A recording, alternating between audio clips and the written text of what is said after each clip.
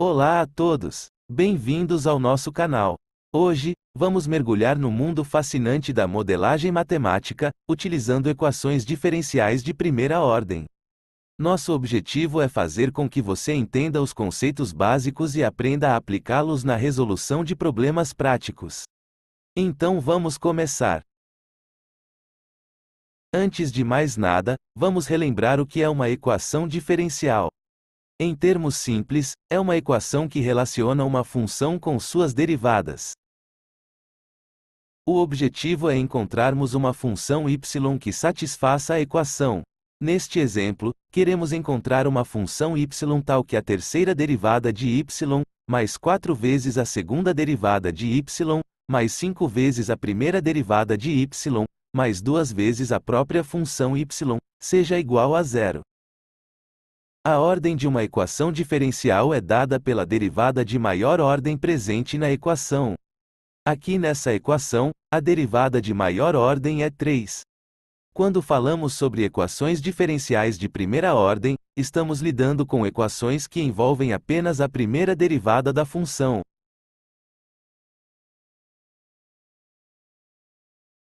Aqui temos um exemplo de uma EDO de primeira ordem, pois ela envolve apenas a derivada de primeira ordem da função desconhecida y. Mas, o que isso tem a ver com a modelagem matemática? Bem, a modelagem matemática é uma forma de descrever o mundo ao nosso redor utilizando a linguagem da matemática. E as equações diferenciais são uma ferramenta poderosa para fazer isso, pois muitos fenômenos naturais podem ser descritos por funções que mudam suas taxas de variação ao longo do tempo. Vamos pegar como exemplo um tanque de água sendo enchido. A taxa de variação do volume de água no tanque em relação ao tempo é proporcional à taxa de fluxo da água entrando no tanque.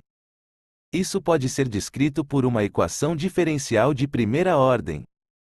A variação do volume ao longo do tempo t é igual à taxa de fluxo de água entrando no tanque, que denotamos por uma constante r. Aqui, o que queremos encontrar é uma função v, que nos dá o volume de água no tanque ao longo do tempo. Encontrando essa função que satisfaz a EDO, poderemos prever o volume de água no tanque em qualquer tempo do futuro. Assim, a modelagem matemática nos permite prever o comportamento de sistemas do mundo real.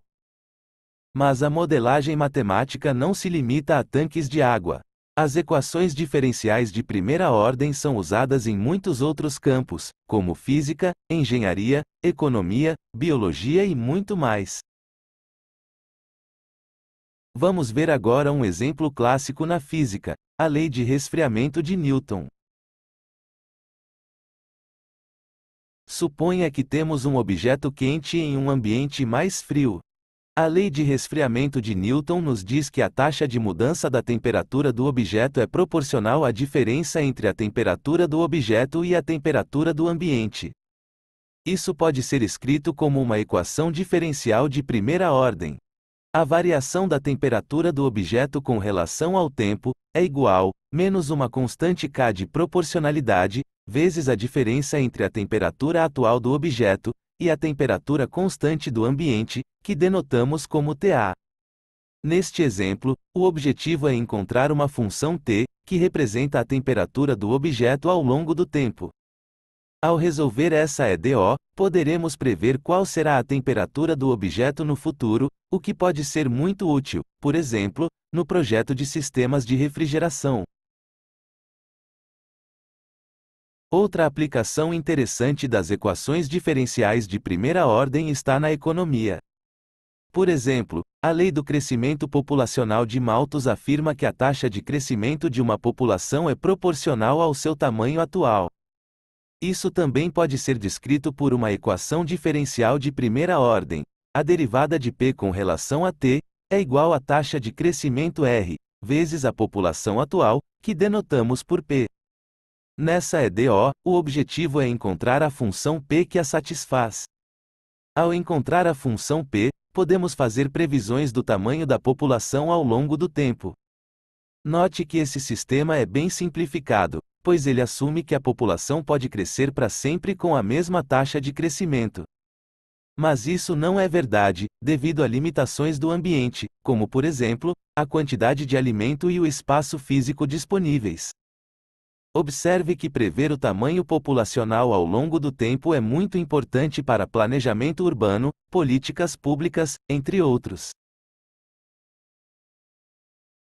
Para encerrar, vamos falar sobre um exemplo muito interessante: a queda de um objeto, considerando tanto a gravidade quanto a resistência do ar.